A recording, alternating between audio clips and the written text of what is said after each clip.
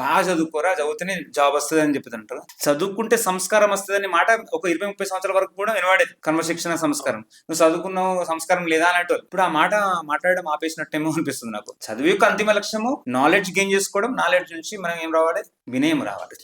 ఆ వినయం లోపిస్తుంది. వినయం లోపించడం కాబట్టి మీరు అన్నారు కదా, 7వ తరగతి అబ్బాయి. 7వ తరగతి అబ్బాయికి సూసైడ్ చేసుకోవాలనే ఆలోచన అనేది చాలా పెద్దది. వాడు చేసే పెద్ద ఆలోచన ఏంది? సాయంత్రం పోయి క్రికెట్ ఆడడమా, లేకపోతే అది వాడి స్థాయి. అటువంటోడు ఆత్మహత్య చేసుకున్నాడు అంటే దానికి కారణం ఖచ్చితంగా తల్లిదండ్రులే. తల్లిదండ్రులకు వినే సమయం లేదు. ఇప్పుడు ఏమైతుందంటే ఆ సంఘటన జరగకున్నా గానీ కొద్దిగా ఊహించుకోవచ్చు. నాకు తెలిసి వాడు 2, 3 నెలల నుంచి అప్పటి నుంచి అడుగుతుండొచ్చు. నాన్న నీకు నేను చదవలేను నాన్న, నేను ఉండలేను అని. సో ఏం చేస్తుంటారు వాళ్ళ ఇంట్లో వాళ్ళు? ఏం చెప్పుంటారు? మీరు ఏమనుకుంటారు? ఏమని చెప్పి అనుకుంటారు? వాళ్ళ ఇంట్లో వాళ్ళు ఏం చెప్పుంటారు వీనికి? లేదురా వెళ్ళి చదువు అని ఒక ప్రెషర్ చేసి ఉంటారు. ప్రెషర్ అంతేగా, అదే కదా.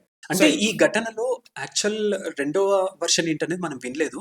కాకపోతే ఏంటంటే ఈ అబ్బాయే కాదు, లైక్ చాలా ఘటనలు జరుగుతున్నాయి. అంటున్నా దిస్ ఈజ్ ఏమంటారు, కేస్ స్టడీ అనుకుందాం. ఒక కేస్ స్టడీ లెక్క తీసుకుంటే పక్కా జరుగుంటే ఏమంటారు, వాళ్ళ నాన్న చెప్పి ఉంటాడు.